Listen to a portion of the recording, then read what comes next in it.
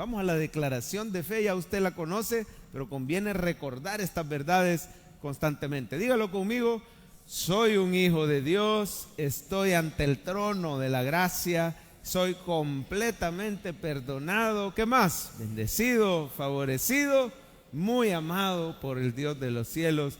Gracias, Jesús. ¿Lo cree, iglesia? Bueno, vamos al mensaje de hoy. Ahí va a aparecer el título.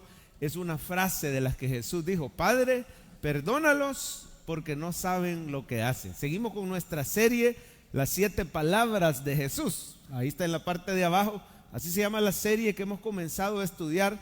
Son 7 frases cortitas pero poderosas que el Señor Jesús pronunció cuando estaba colgado, clavado en esa cruz. La cruz, hermano, fue como el último púlpito que el Señor Jesús usó en esta tierra para predicarnos esas 7 frases. Las vamos a estudiar una por una, y en cada una de ellas vemos el corazón de Jesús dando su vida, hermano. Vemos su corazón de amor, de poder, de sabiduría para nosotros, su iglesia. Ya estudiamos una de las frases el día de la madre. ¿Se acuerdan cuando le dijo a Juan: he ahí tu madre? Y a María, su mamá, le dijo: mujer, he ahí tu hijo. El Señor en la cruz del Calvario, lo primero, usted se acordará, lo primero que estudiamos es que Él no quiere que usted enfrente sus luchas solo. Él te ha dado una familia espiritual.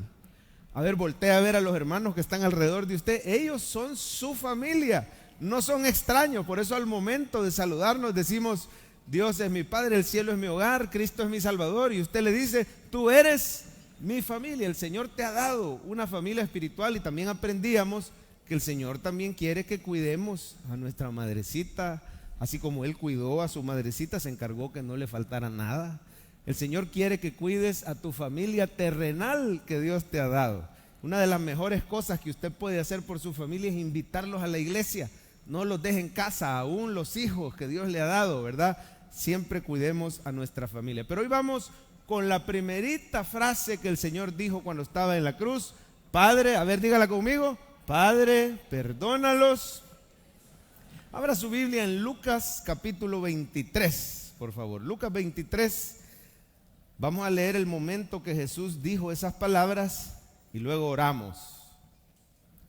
Lucas 23, 33. Ya está en pantalla, pero siempre le recomiendo tenga su Biblia abierta en el pasaje de hoy. Cualquier otro pasaje se lo vamos a poner en pantalla, pero este no lo cierre porque lo vamos a estar analizando. Dios nos va a hablar esta mañana. Lucas 23, 33. Me dice amén cuando lo tenga. Ya la mayoría lo tiene, y si no, sigamos la lectura. Vamos a pedirle a Jorgito que nos siga.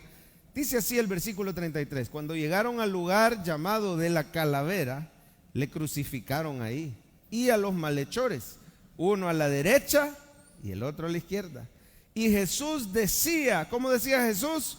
Padre, perdónalos porque no saben lo que hacen. Repartieron los soldados, ¿verdad?, entre sí sus vestidos, echando suertes. Y el pueblo estaba mirando, y aún los gobernantes se burlaban de él, diciendo: a otro salvó, sálvese a sí mismo, si este es el Cristo, el escogido de Dios. Oramos. Señor, gracias por esta iglesia. Tú los amas desde el primer día, los amaste hasta el fin. Gracias porque nos reunimos como tú lo mandaste, y tú envías al Espíritu Santo de forma especial en este lugar, para tocar los corazones, para sanar los cuerpos, para restaurar las vidas. Ahora prepara nuestros corazones para recibir tu bendita palabra. Señor, que sea semilla en tierra fértil, que nosotros podamos recibirla con atención. Ayúdanos, Señor, a estar atentos y a dar fruto, que nuestras vidas sean transformadas esta mañana por el poder del Espíritu Santo y de tu palabra, y que al salir de aquí salgamos, Señor, con el poder tuyo que nos ayude a ser hacedores de tu palabra. Señor, haz milagros en medio de nosotros. Reprende al enemigo que siempre quiere tratar de estorbar la predicación de tu palabra, pero ya está derrotado por el poder de Jesús en la cruz del Calvario. En el nombre de Jesús te lo pedimos. La iglesia dice amén. Al nomás le dieron los primeros martillazos en los clavos.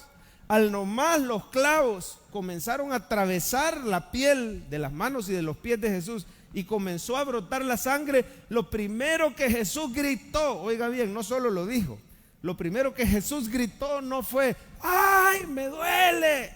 ¡Ay, me están matando! ¡Auxilio! ¡Ayúdenme! No gritó eso. No gritó: ya van a ver lo que les va a pasar. Ustedes no saben quién soy yo soy el Hijo de Dios. No gritó eso. Dicen los comentaristas que esta frase la gritó y dijo: Padre. Imagínense usted los clavos entrando. ¿Qué hubiéramos gritado usted y yo, hermano, si hubiéramos estado en la cruz? Pero él gritó: Padre, perdónalos. Padre, perdónalos. No saben lo que hacen. No saben lo que hacen. Impresionante, ¿verdad, hermano? En vez de pedir juicio, en vez de pedir castigo, en vez de pedir venganza divina, él pidió que el Señor salvara a los que lo estaban matando. Esto nos muestra algo del corazón de Jesús. Vamos a ver la frase del día. Quiero pedirle que la lea y la repita conmigo. Jesús es bueno y perdonador. Él quiere la salvación del pecador. Lo decimos juntos. 1, 2, 3. Jesús es bueno y perdonador. Él quiere la salvación. Conviene recordar esta verdad, hermanos, porque a veces a los cristianos se nos olvida que el Señor Jesús está en el negocio, digamos negocio, de salvar las almas, no de condenar. Él no ha venido para condenar al mundo, sino para que el mundo sea salvo. Pero a veces la iglesia se le olvida y estamos tan listos, hermano, para condenar a los que rechazan, a los blasfemos, a los que se burlan. Pero el Señor Jesús, aún en su peor momento, Él clamó por la salvación del pecador. En cierta ocasión los discípulos le dijeron: Señor Jesús, ¿querés que oremos para que caiga fuego del cielo sobre esa ciudad que te rechazó? Y el Señor Jesús les dijo: ustedes no saben de qué lado están. Yo he venido para salvar, no para condenar. Yo he venido para que tengan vida y la tengan en abundancia. El rey David conocía bien al Señor. Yo estoy convencido que esa es una de las razones por qué se dice que era un hombre conforme al corazón de Dios, porque él conocía esto. Y él dice en uno de sus salmos: porque tú, Señor, eres bueno y perdonador y grande en misericordia para con todos los que te invocan. ¿Por quiénes estaba orando? Vamos al ABC del pasaje, vamos a ver nuestra Biblia un momentito, a subrayar. Si es posible, tenga una Biblia física, que usted se dé permiso de mancharla, de subrayarla, porque así estamos estudiando la palabra. ¿Por quiénes estaba orando el Señor cuando dijo: Padre, perdónalos, porque no saben lo que hacen? Bueno, mire su Biblia. Para empezar, el primer grupo estaba orando, hermano, por los líderes religiosos y los líderes romanos, los autores intelectuales del sacrificio del Señor. Vi el versículo 33. Cuando llegaron al lugar llamado de la calavera, le crucificaron ahí. Hubo un grupo de líderes que decidieron que iban a crucificar al Señor, que lo iban a hacer fuera del campamento, que lo iban a hacer en el lugar de la calavera, en el monte Gólgota, ¿verdad? Hubo líderes judíos y líderes romanos, eran los autores intelectuales. Ellos sabían, hermano, que era un juicio injusto, una condenación de un justo. Ellos sabían, hermano, que levantaron testigos falsos para calumniarlo, para poderlo condenar, pero aún así el Señor está en la cruz orando por esos líderes del pueblo judío, diciendo: Padre, perdónalos, teneles misericordia, sálvalos. Pero hay un segundo grupo y aparece ahí mismo: los malhechores, que estaban uno a la derecha y uno a la izquierda. Yo lo he subrayado ahí. Ahí van dos grupos por los que el Señor oró. Cuando dijo: Padre, perdónalos, estaba orando por el malhechor de su derecha y el malhechor de su izquierda, hermano. Y si estaban ahí, no era por buenos ni era por santos. Un reo de muerte en la antigua Roma, en el Imperio Romano, tenía que haber hecho algo grave. Por ejemplo, asesinato, magnicidio, violencia, qué sé yo, eran ladrones, eran violadores, eran lo peor de lo peor que le pusieron a los lados. Por si fuera poco, estos dos criminales, hermano, que estaban a la par, estaban de insultar al Señor, burlándose de él y retándolo, diciendo que se salvara a él mismo y que lo salvara a ellos. Pero aún así Jesús ora por ellos y dice: Padre, perdónalos. A ver, diga conmigo, ¿cómo oró Jesús? Perdónalos, porque no saben lo. Mire la clase de gente que el Señor Jesús quiere salvar. Lo peor de lo peor. Hay esperanza en Cristo Jesús, porque Él oró: Padre, perdónalos. Pero hay un tercer grupo, hermano, y eran los autores materiales. Siga leyendo conmigo. Mire los soldados en el 34, dice, y Jesús decía: Padre, perdónalos porque no saben lo que hacen. Y ahí aparecen los soldados, dice, y repartieron entre sí sus vestidos. El tercer grupo, porque Jesús estaba orando, era por los autores materiales del asesinato de Jesús. Estaba orando por los soldados que lo abofetearon, que lo azotaron, que le arrancaron la carne de su espalda, que se burlaron de él, como él decía que era rey. Aquí está el rey, ve, y le pusieron una corona de espinas que lo hirió todo, de su frente, de sus cejas, de sus ojos, de su cráneo, y se burlaban de él. Lo habían clavado en esa cruz cuando ya estaba bien debilitado, podríamos decir medio muerto, y todavía lo desnudaron y agarraron los vestidos y dijeron: bueno, son vestidos bonitos, no los rompamos, mejor echemos suertes y nos los repartimos. Eso ya estaba profetizado en los salmos. Repartieron entre sí sus vestidos. Pero mire, por esos soldados, por esos autores materiales del homicidio, del asesinato, el Señor está diciendo: Padre, perdónalos porque no saben lo que hacen. Pero hay un cuarto grupo que aparece ahí. Démosle al 35, Jorgito, por favor, léalo conmigo. Y el pueblo, diga conmigo, y el pueblo estaba mirando. Pero ese mirando es con una mirada de aprobación. Ellos estaban felices que estaban crucificando al Señor. Y aún los gobernantes, no solo el pueblo, los gobernantes se burlaban de él, diciendo eso que aparece ahí en su Biblia, en su pantalla. Así que el pueblo, hermano, que habían gritado: suelten a Barrabás y crucifiquen a Jesús, crucifíquenlo. Y Pilato todavía dijo: yo no veo culpa en él, ¿qué hacemos con este hombre? Crucifícale, crucifícale. Ese pueblo. Pero el Señor Jesús no le guarda rencor a ese pueblo. Dijo: Padre, perdónalos porque no saben lo que hacen. Pero hay un quinto grupo por quienes Jesús oró cuando estaba en la cruz, y esos somos usted y yo, los pecadores que hemos sido alcanzados por la gracia de Dios. Sabe, hermano, que fue su pecado y mi pecado lo que puso al Señor Jesús en la cruz del Calvario. Pero cuando Él estaba en la cruz, oiga bien, Jesús pensó en ti. Jesús fue a la cruz con tu nombre y apellido en su mente, y Él oró: Padre, por ellos lo estoy haciendo. Padre, te pido que los perdones porque yo derramé mi sangre por ellos. Hermano lindo, hoy estoy aquí para recordarte que no eres salvo solo por el sacrificio de Jesús. Tú eres salvo por la intercesión de Cristo, porque Jesús oró por ti y dijo: Padre, perdónalos. Fuiste alcanzado. ¿Y sabes qué? Jesús sigue orando por ti todos los días. ¿Cuántos sabían que Cristo está intercediendo por nosotros? Hoy estás aquí, hoy sigues siendo cristiano, hoy no te has apartado a pesar de tus regadas, a pesar de las pruebas. Perseveras en Cristo y todo se lo debes a que el Hijo de Dios está a la diestra del Padre orando e intercediendo por ti cada segundo del día. Él está orando por ti. Aquí vemos el rol sacerdotal de Jesús. Jesús, iglesia, es tu sumo sacerdote. A ver, diga conmigo: sumo sacerdote. Es el sacerdote encargado de orar por la salvación del pueblo. En el Antiguo Testamento, cuando un pecador llevaba el corderito para el sacrificio, el sacerdote le imponía manos y luego degollaban al corderito. Y cuando empezaba, oiga hermano, cuando empezaba a brotar la sangre, el sacerdote tenía un rol. Él era un intercesor. Al nomás salían las primeras gotas de sangre, el sacerdote estaba diciendo: te pido que perdones a este pecador. Jesucristo, nuestro sumo sacerdote, al nomás empezó a salir la sangre, Él comenzó a interceder por la salvación del pecador. Él está orando por ti y por eso tú y yo somos salvos. ¿Cuántos alaban al Señor por su maravillosa intercesión, por su sacrificio?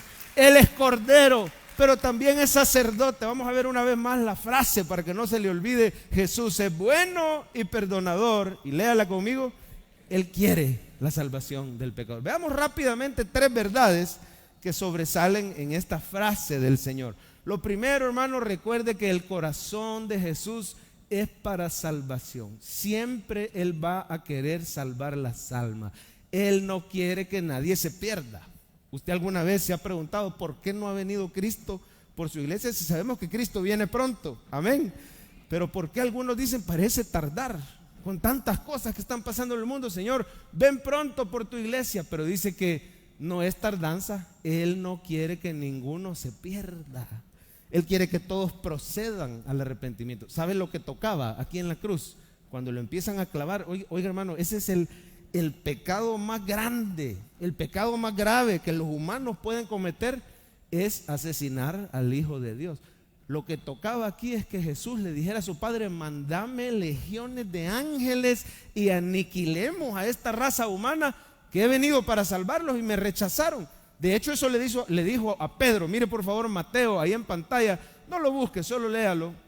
Le dice a Pedro: ¿acaso piensas que no puedo ahora orar a mi Padre y que Él no me daría más de cuántos? Dice 12 legiones de ángeles. Pero ¿cómo entonces se cumplirían las escrituras? Ay hermano, yo le doy gracias al Señor que ahí en la cruz Jesús no oró: Padre, mándame 12 legiones. ¿Sabe cuántas son 12 legiones de ángeles? Una legión son 6,000 soldados, 6,000 ángeles. A ver, matemáticos, ¿cuántos serían 12 legiones? 12 por 6,000 serían, qué bárbaro, excelente, 72,000. Pero dice más de 12 legiones. Jesús pudo haber orado distinto ahí en la cruz. Él pudo haber orado: Señor, mandame millares de ángeles y trae juicio sobre el pecador. Habían millares de ángeles con espadas listos para venir y derramar la ira de Dios. Pero no pasó. ¿Sabe por qué no pasó? Por una oración: Padre, perdónalos, porque no saben lo que hacen. Es que, mis amados hermanos, el corazón del Señor siempre es para salvación. Nunca tenga dudas usted: ¿será que el Señor quiere salvar a mi vecino? ¿Será que el Señor quiere salvar a aquel ser querido que es duro de corazón, que ha rechazado? El corazón del Señor siempre es para salvación. Aún en su peor momento, Él está orando por la salvación de esos que lo estaban matando. De hecho, cuando el siervo del sumo sacerdote, no sé si se acuerdan de esa historia de Malco, Pedro saca la espada y le quiere volar, no la oreja, le quería volar la cabeza. Lo que pasa es que el siervo quizás a última hora le hizo así y ¡ching!, le voló la oreja. Pero ¿qué hizo el Señor Jesús? Dijo: está bueno, bien merecido, porque Él es cómplice. No, ¿qué dijo? Pedro, cálmate, guarda tu espada. Oiga, el Señor Jesús le está diciendo así a algunos cristianos con espadas esta mañana, que están listos para volar cabezas de los inconversos y de los pecadores: guarda tu espada. Y le sanó la oreja. Oiga hermano, el Señor no ha mandado a la iglesia a volar cabezas. Él nos ha mandado a sanar y a hablar las buenas noticias de salvación. El corazón de Jesús siempre es para salvación. Él es un Salvador misericordioso el que tenemos. ¿Y sabe por qué le sanó la oreja? Porque Él sabía que con esa oreja más adelante iba a oír las buenas noticias de salvación. Recordemos siempre, hermano, que el Señor no quiere la muerte del impío. Un par de amenes nada más.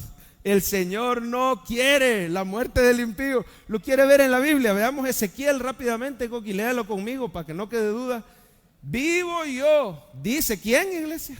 Jehová el Señor, que no quiero la muerte del impío, sino que ¿qué? Que se vuelva el impío de su camino y que viva. Volveos de vuestros malos caminos. ¿Por qué moriréis, oh casa de Israel? Mira, una de las razones más impresionantes cuando Jesús lloró, no solo fue cuando murió Lázaro, también lloró cuando vio a Jerusalén en su dureza de corazón, y lloró y dijo: Jerusalén, Jerusalén, cuántas veces quise reunirte como una gallina a sus polluelos y vosotros no quisisteis. Al Señor le duele en su corazón. Veamos en esta primera frase el corazón de Jesús, que le duele cuando alguien se pierde y que quiere siempre la salvación del pecador. ¿Está conmigo, iglesia? En segundo lugar, el problema es que los pecadores tienen un velo que no les permite creer en Jesús. ¿Sabían, hermanos, que si Dios no hacía un milagro en tu corazón, tú no estuvieras aquí hoy? ¿Sabían que los seres humanos nacemos con un corazón de piedra? Así había una alabanza viejita, a ver si alguien se la puede, ¿verdad? Corazón de piedra, esa sí se la puede, ¿verdad?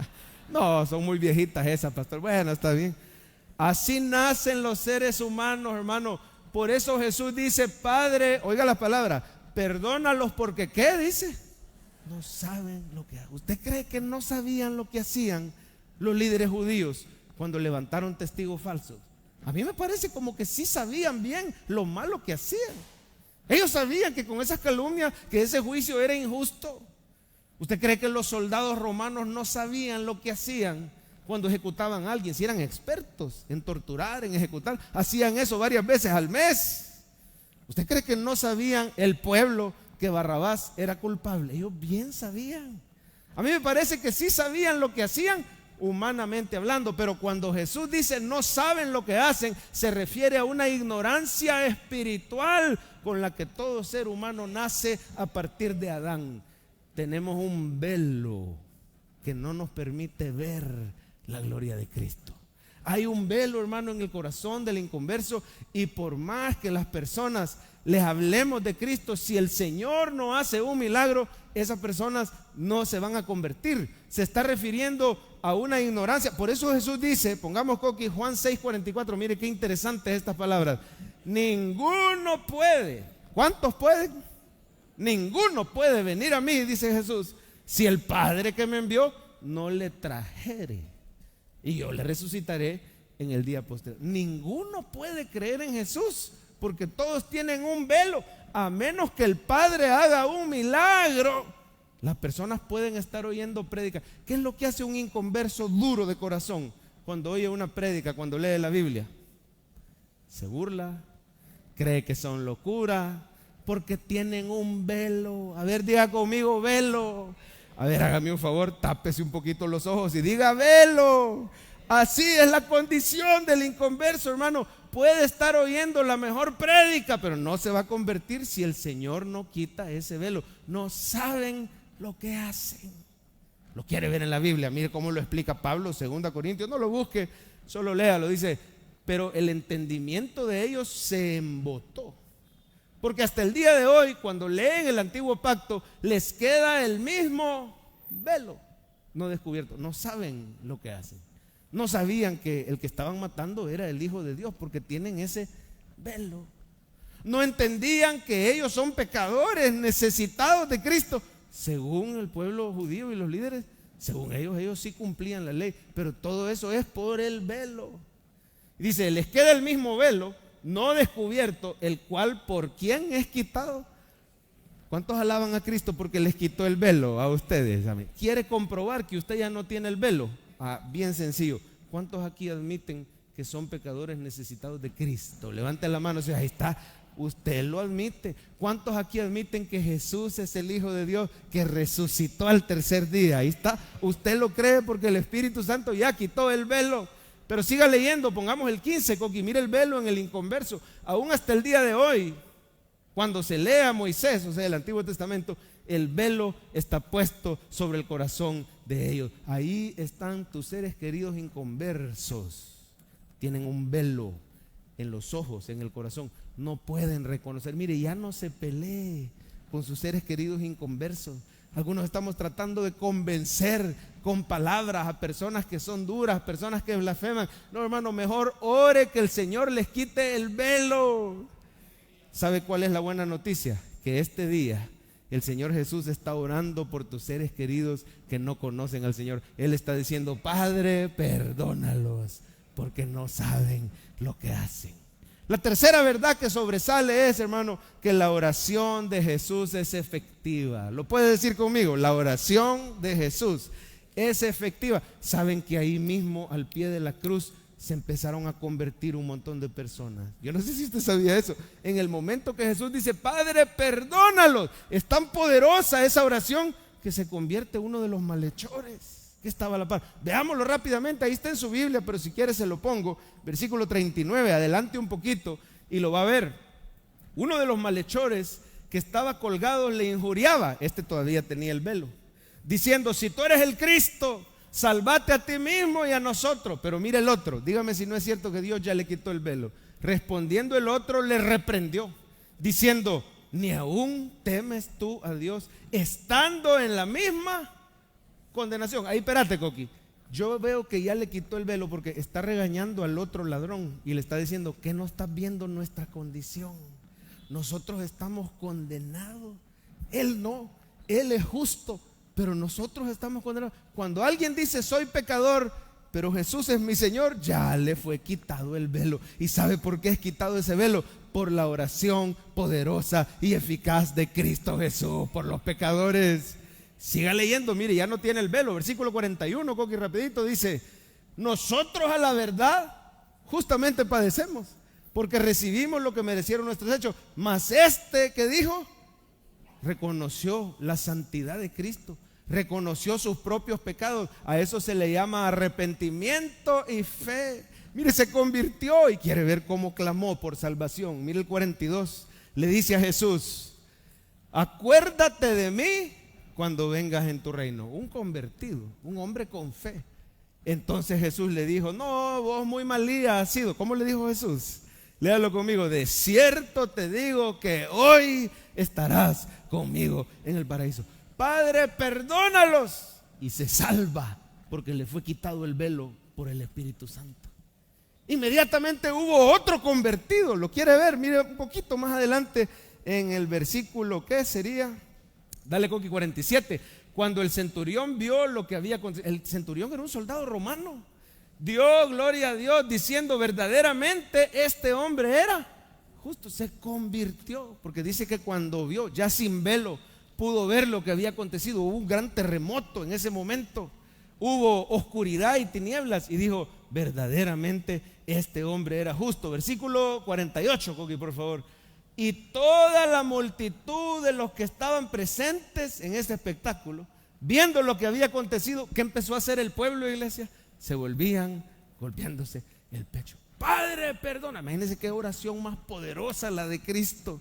Perdónalos porque no saben lo que hacen. ¡Shum! Se convierte un malhechor. ¡Shum! Se convierte el centurión. Y todo el pueblo empieza a ser preparado. No dice que se convirtieron, pero había arrepentimiento en su corazón. ¿Sabe, hermano? La respuesta más grande a la oración de Cristo es la venida del Espíritu Santo. Cuando Él dice: Padre, perdónalos, 50 días después, Pentecostés. Hoy es domingo de Pentecostés. Lo puede decir conmigo: domingo de Pentecostés. Se celebra que el Padre y el Hijo enviaron al Espíritu Santo para quitar el velo de los corazones. Iglesia linda, tenemos esperanza porque no estamos solos. El Consolador, el Espíritu Santo, está con nosotros y Él convence al mundo de pecado, de justicia, de juicio. Él da testimonio de Jesús, Él convierte las almas. Veamos por última vez entonces la frase del día. Dice: Jesús es bueno y perdonador.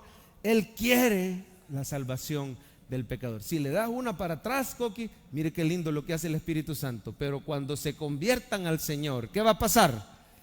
El velo se quitará, porque el Señor es el Espíritu, y donde está el Espíritu del Señor, ahí hay libertad. Iglesia, tenemos esperanza porque el Padre está orando por nosotros, diciendo: Padre, perdónalos, y tenemos al Espíritu Santo. Ahora, ¿cómo podemos practicar este mensaje? ¿Cómo podemos en la práctica aplicar este mensaje? En primer lugar, reciba su perdón.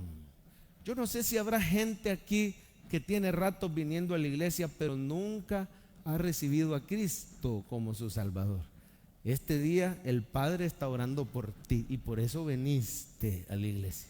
Porque el Padre está diciendo: Padre, el Hijo, perdón, está diciendo: Padre, perdónalos porque no saben lo que hacen. Tal vez usted diga: lo que yo he hecho es demasiado malo, pastor, no se imagina, yo creo que para mí ya no hay perdón de Dios. Déjeme decirle que la sangre de Cristo tiene más poder que cualquiera de nuestros pecados. Si el peor de los pecados, matar al Hijo de Dios, pudo ser perdonado, ¿cómo no nos va a perdonar a nosotros?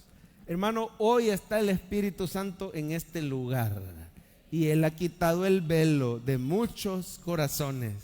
El Espíritu Santo hoy te ha permitido creer que Jesús es el Hijo de Dios. Por eso yo quiero rogarte en el nombre de Jesús: no te vayas de este lugar sin haber puesto tu fe en Jesucristo. Porque el Espíritu está aquí tocando los corazones mientras el predicador habla. Tal vez tú sos un poquito diferente, tal vez no es que digas: yo he sido demasiado malo. Hay otro tipo de inconverso que dice: pero si yo no he hecho nada malo, yo no he hecho gran cosa. Pero hoy el Espíritu Santo está aquí para quitar el velo y que puedas ver tu condición, que puedas reconocer. Cuando Jesús dice no saben lo que hacen, es porque ese velo no les permitía reconocer su condición. Pero cuando el hombre dice, híjole, sin Jesús yo no la hago, ahí está el Espíritu Santo de Dios obrando. Y siempre decimos desde este púlpito que recibir a Cristo es de lo más fácil que hay, pero al mismo tiempo se necesita que el Espíritu Santo haya tocado tu corazón. Solo se le dice perdón y gracias. A ver, diga conmigo perdón y diga conmigo gracias. Son los dos requisitos para ser salvo: el arrepentimiento, pedirle perdón por tus pecados, y la fe.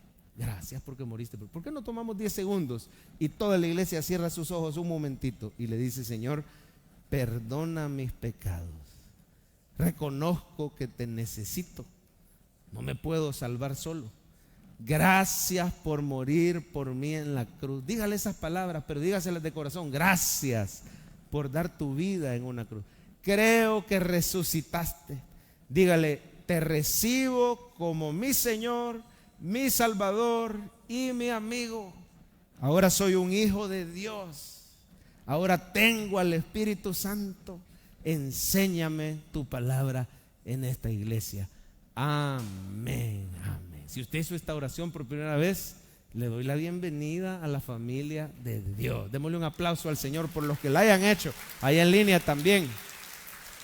Sígase congregando, pero yo quiero este primer punto que nos lo apliquemos también los cristianos. Porque hay un montón de cristianos que el enemigo es bien astuto. ¿Cómo se le llama el enemigo en la Biblia? Además de Satanás, serpiente antigua, se le llama el acusador de los hermanos.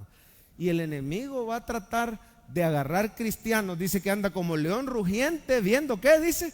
A quién devorar. Viendo si hay cristianos que no están firmes en la verdad de Cristo. ¿Cuál es la verdad de Cristo? Que para el cristiano no hay condenación, que nuevas son cada mañana su misericordia. Hay cristianos que dicen: yo recibo el perdón hasta el momento que acepté a Jesús, pero de ahí en adelante, cuando fallo, me siento mal, me siento acusado. Y es el enemigo queriéndote acusar, hermano, metiéndote zancadilla. ¿Para qué?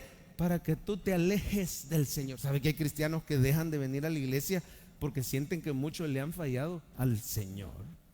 Eso está como alguien que no quiere ir a la ducha porque está muy sucio, ¿verdad? Cuando me limpie voy a entrar a la ducha. Si uno va a la ducha para ser aseado, necesitamos estar más cerca. Dice la Biblia: acerquémonos pues, ¿cómo dice?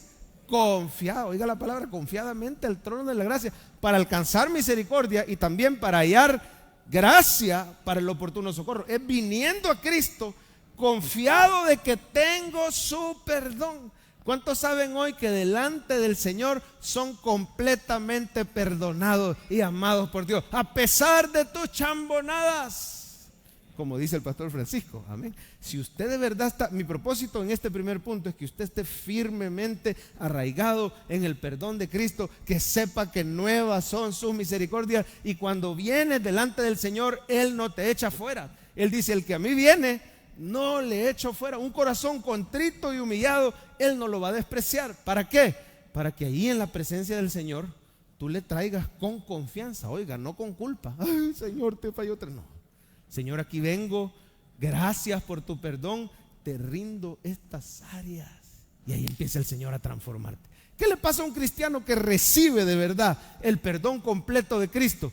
Tiene más vida de oración, se atreve a pedirle más cosas al Señor, se atreve, hermano, a orar, se atreve a servirle al Señor, se atreve a dejar esas cadenas. Dice la Biblia: si el Hijo os libertare, seréis verdaderamente libres. ¿Cómo fue que aquella mujer sorprendida en adulterio cambió? Cuando Jesús le hizo saber su perdón, le dijo: ¿dónde están los que te condenaban? No quedó ni uno. Ninguno, Señor. Ni yo te condeno. Y después le dijo: vete y no peques más. La iglesia a veces lo pone al revés: si tú ya no pecas más, entonces yo no te condeno. No, pero Jesús en su gracia dice: recibe mi perdón, no te condeno, y ese perdón me da poder para no pecar más. Hermano lindo, una vida victoriosa viene de recibir diariamente una revelación fresca del perdón y de la gracia de Cristo. Déjeme decirle, si usted venía achicopalado y se sentía condenado y por eso ha estado viviendo derrotado, hoy tienes el perdón de Cristo según las riquezas de su gracia, porque en la cruz del Calvario Él derramó su sangre preciosa por ti. Y Él oró por ti diciendo: perdónalo, perdónalo. Ay, hermano, cuando yo entendí que nuevas son cada mañana sus misericordias, eso transformó. Yo le diría, esa es la verdad que más transformó mi vida de oración. Porque a veces no tenía muchas ganas de orar, porque decía, si somos sinceros, a veces decimos: ¿y con qué cara me voy a presentar delante del Señor? Con estas malas decisiones, con estas palabras que intercambié con alguien en redes sociales, con este carácter que me manejo y perdí mis estribos en el carro, ¿verdad? Manejando. ¿Cómo? ¿Con qué cara voy a llegar? Nuevas son cada mañana su misericordia. Ahí el Señor te va a transformar tu carácter. Un amén por ahí. Hace poco tuvimos un viaje a Guatemala por cuestiones de trabajo y aproveché, porque era asueto, aproveché de llevarme a mis hijos, a mi esposa. Y mire, antes de salir en esa oración cada mañana delante del Señor: Señor, gracias por tu perdón. La culpa a veces nos quiere hacer que nos quedemos lejos, pero nos perderíamos de una gran bendición. Gracias por tu... Así llegue confiadamente delante del trono de la gracia.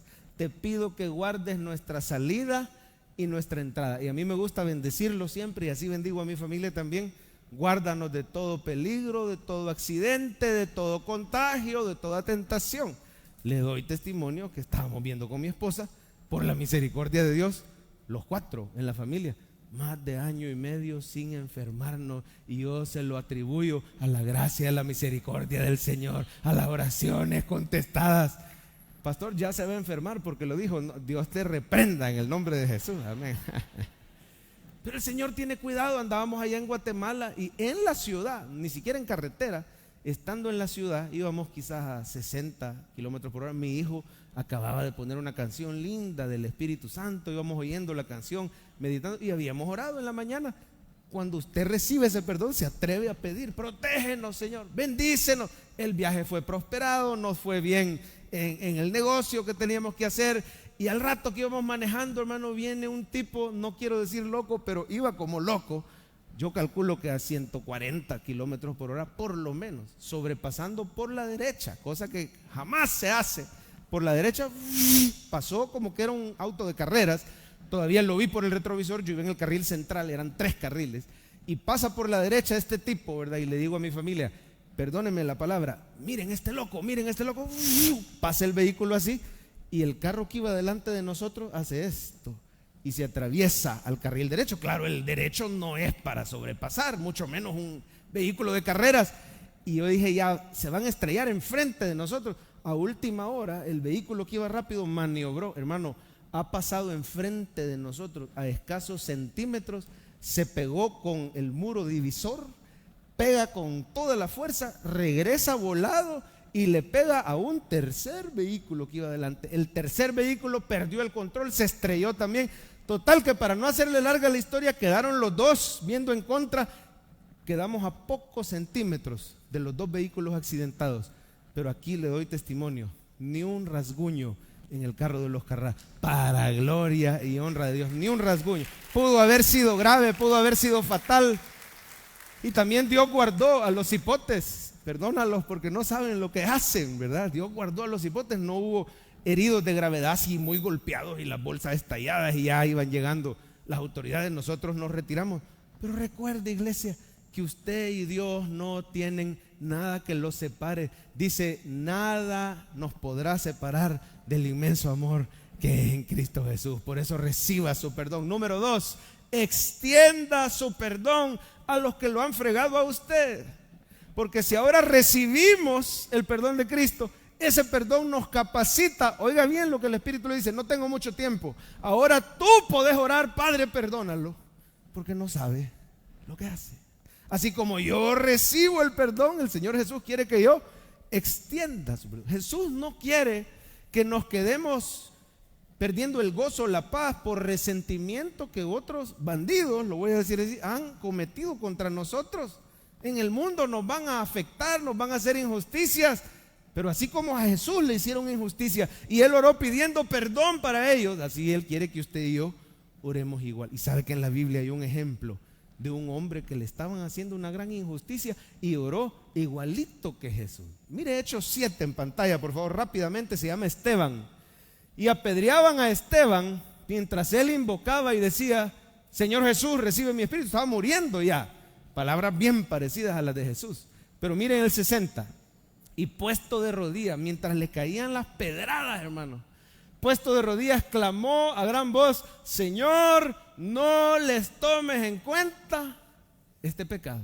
Y habiendo dicho esto, durmió. Tenía la esperanza de Cristo. Quiere decir que murió y está esperando la resurrección. Mire qué linda oración. Señor, no le tomes en cuenta ese pecado. Señor, los perdono. Y una de las oraciones más poderosas que el cristiano puede hacer es ir a la presencia de Dios y pedir misericordia por aquellos que te fregaron. Porque así el Señor va a sanar tu corazón. Pero no solo eso, ¿sabía usted que cuando usted ora por esa persona pidiendo que el Señor lo perdone, esa persona se puede llegar a convertir? ¿Cuántos saben de lo que les estoy hablando? Usted ora por alguien que lo fregó, alguien en su oficina, un vecino, un familiar. Señor, perdónalo, porque no sabe, no le tomes en cuenta, y ayúdame a mí a perdonarlo también. El Señor dice: ascuas de fuego amontonarás sobre su cabeza. No quiere decir que se lo va a acabar. Ascuas de fuego es la obra del Espíritu, cambiando la mente y el corazón del pecador para que venga Cristo. ¿Sabe quién se convirtió? A ver, alguien me dice, ¿quién se convirtió con esta oración de Esteban? El apóstol Pablo. Ahí estaba presente. Mientras todos apedreaban a Esteban, tenían a un cipote teniéndole la ropa, porque los muy finos no se querían llenar de sangre. Entonces agarraban la pedrada: pero mira, teneme mi túnica. Y el que les tenía la ropa a los apedreadores era Saulo de Tarso. Y ahí estaba presente cuando Esteban oró: no les tomes en cuenta este. Y el Espíritu llegó y convirtió. Un par de capítulos después, en el capítulo 9, vemos la conversión de Saulo. Por eso yo pienso, hermano, que gran parte del alcance que tuvo el ministerio de Pablo se lo debemos a la oración de un cristiano llamado Esteban, que dijo: no les tomes en cuenta este pecado, convertirlos, sanalos, perdonalos. Ora, hermano lindo, que el Señor le ayude a perdonar a los que lo han fregado a usted, como Cristo nos perdonó a nosotros. Un cipote borracho mató a un cipote cristiano. Fue un accidente. Me estaban diciendo que anoche venían de ver la final. Por cierto, felicidades a todos los que son de Santana. Me estaban diciendo que como que el FAS ganó anoche, ¿verdad? Ya nadie ve fútbol aquí. Todos son santos, solo el pastor ve fútbol. Bueno, perdónenme porque no sé lo que hago. No, mentira. Y se estrellaron anoche. Pero en otra ocasión, un cipote borracho mató a un cipote cristiano que iba tranquilo, iba en su moto, pero el borracho lo arrolló. Y mire, fue terrible, hermano. La familia del cipote cristiano deshecha, pero el más afectado fue el cipote borracho. Se deprimió tanto por haber asesinado sin querer. Se le llama homicidio culposo. Fue sin querer, pero lo mató por bolo. Lo arrolló y lo mató, y era un cipote. Bueno, este que lo mató, el borracho, se metió tanto en una depresión que dejó de estudiar, dejó de trabajar, perdió peso, no quería salir de la casa. Dicen que estaba, en buen salvadoreño, hecho leña, el que había causado el accidente. ¿Sabe quién lo sacó de ese bache? Los papás del cipote cristiano, que le pidieron fuerzas al Señor para perdonarlo y lo visitaron. Esto ocurrió en 2018 en Estados Unidos. Lo visitaron y le dijeron: hijo, te queremos decir que nos duele. Nada puede revivir a nuestro amado hijo, pero te perdonamos. El cipote no dejaba de llorar. Te perdonamos porque tenemos esperanza que nuestro hijo está en un lugar mejor, porque era cristiano. Y si nuestro hijo estuviera aquí, él te perdonara también, y él quisiera que vos recibas a Cristo como lo recibió él. Así que te decimos: te perdonamos y te invitamos a que hoy pongas tu fe en Jesús. Este muchacho, con lágrimas en sus ojos, le entregó su vida a Cristo. El Señor lo sacó del alcohol, el Señor lo sacó de la depresión, comenzó a congregarse. Estaba leyendo que dice que una vez al año los papás del cipote cristiano se van a cenar. Casi que adoptaron al cipote que se los mató en el accidente, que ahora es un cristiano y es un siervo de Dios. Las vidas pueden ser transformadas cuando nosotros extendemos el perdón que hemos recibido por la gracia de Dios. Dice amén, iglesia. ¿Por qué no le da un aplauso al Señor por el poder del Espíritu Santo, por el poder de su perdón? Y número 3, y con esto terminamos: lleve su perdón hasta lo último de la tierra.